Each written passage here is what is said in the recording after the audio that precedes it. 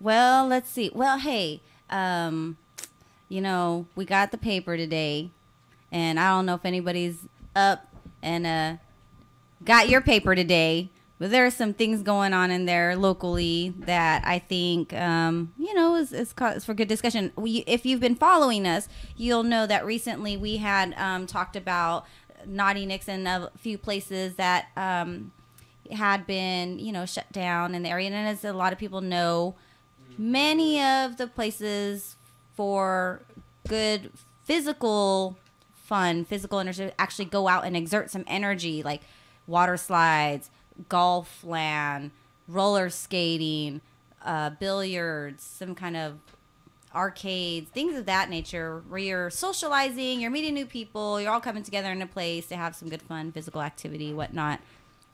Have all been closed down. And so there's like some mention in there today about should I just like share it? Yeah, why don't we just go ahead and share that? Let's get into it right now. Yeah, so basically, if you guys have the paper, or if you guys want to go pick up the paper, for in the opinion section, actually it's in the local section. Let's see. Actually, it's on the front page. So the record, and if you turn to A7, you'll find in the opinion section a little section that says "From the Editor." Fun and learning waiting to happen is what it's titled, and the author and the writer of this article is Donald Blunt. So thank you, Mr. Blunt, for bringing this and letting us know what was going on, because they're letting us know that there have been some other things that have been open since Golfland closed down. The water slides, and Golfland had water slides, arcades, the bumper boats. It was a little fun place for people to go hang out, have some fun, clean dates and things of that nature for the young'uns.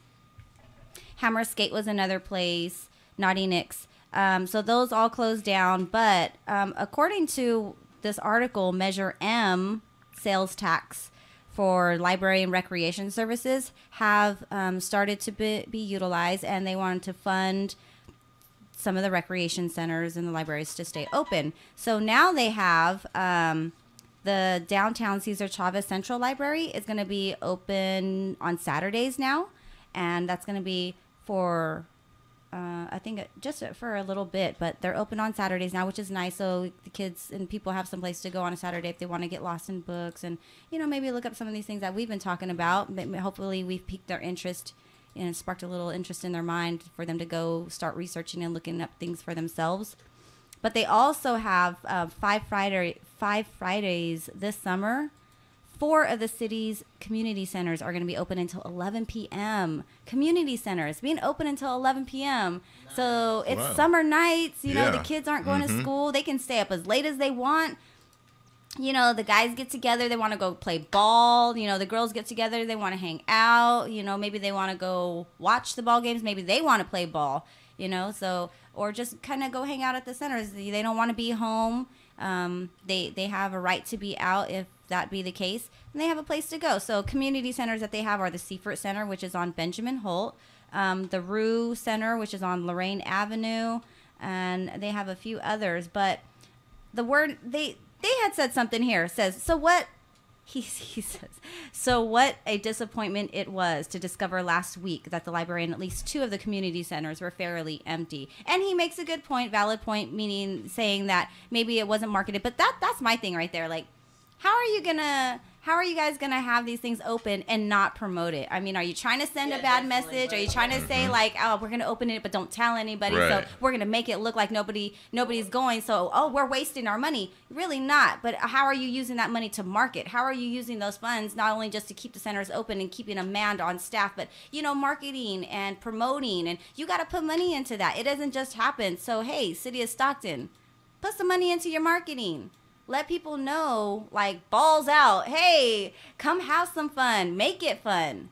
Show them how it can be fun. Put something in there for them to, like, a little attraction. Don't just leave it open for them to, be there, stand around, and, not know how. Some more effort into Yeah. Yeah, I totally agree. They took away the fun. They don't know what to do, So yeah, man, we're losing our places. I feel like we need those places, especially places like in the other article we had the Impresso places on Miracle Mile that are getting evicted from the place. I know. Isn't a that business because of fire violations, or there are there are many violations in hand on the property, but at the same time, there's hazards and dangerous conditions. But at the same time, there are many other businesses in Stockton that have it way worse. So. It can be rectified. They didn't need to be pushed out. They didn't need to be kicked out the way that they were. I thought that was really rude, especially being on the mile. Those places, because they're really popular, the establishments well known. That they were. Yes. You know, that I like to say some of those places were escape for many people. You're right.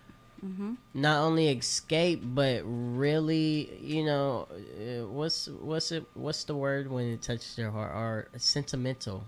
Yeah, it's something that they really cherish. A place to go other than home. It's like kind of like a second home to them, with some place that they can hang out, somewhere that they can go meet and greet friends. I would have at the Impresso. I would have business meetings there. Yeah, I would. Yes, interviews. They hold interviews there, just as well as like Starbucks. But it's very important to keep those type of businesses in your community, because as soon as we start slicing them down. Where do we have to kick it? You know, where do you have to feel besides a hideout? But a hideout, no, that's right. Sometimes people do like to go and hide out.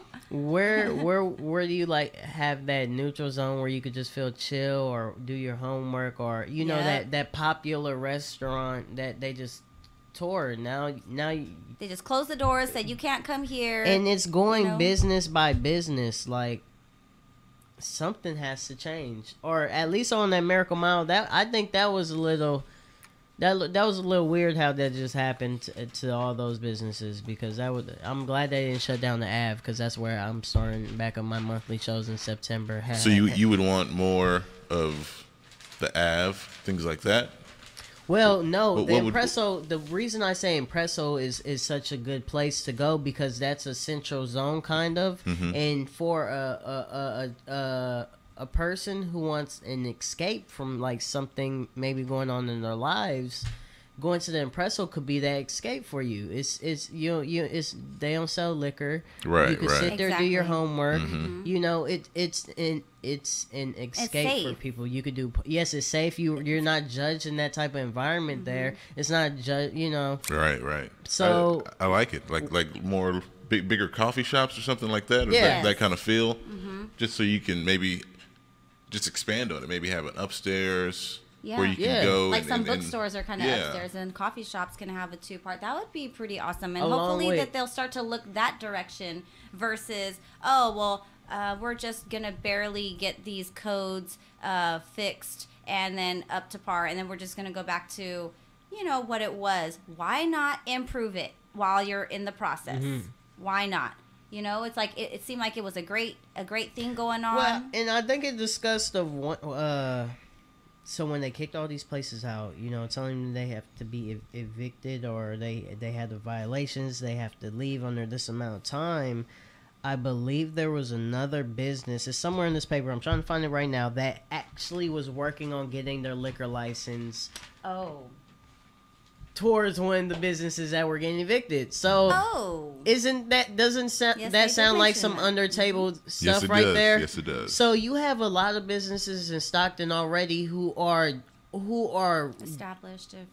Drowning in violations of fire hazard on side of fires, and running probably a longer strip than Miracle Mile. But you want to take the most center ground and all of a sudden hit them with this, like, oh man, if I was a businessman, I was like, man, how can I get that spot? There's no way I'm getting that spot, there's no way I could get that location. It's the best location in town. They're established there. I need a loophole. I need something, anything, connections with them. I'm not even gonna talk that deep, like I know what I'm talking about, but a loophole that sounds like a loophole if you were a strategic businessman to get an establishment that you were unable to get, to know how to get around and get around everything. Well, let's go ahead and hold on to that and go into our first break, because we're going to come back with a little bit more of that, and we'll see you in just a second. All right, peace out.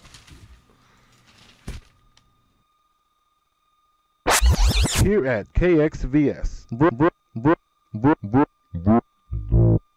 broadcasting from Stone Tube Studios, is the voice of Stockton.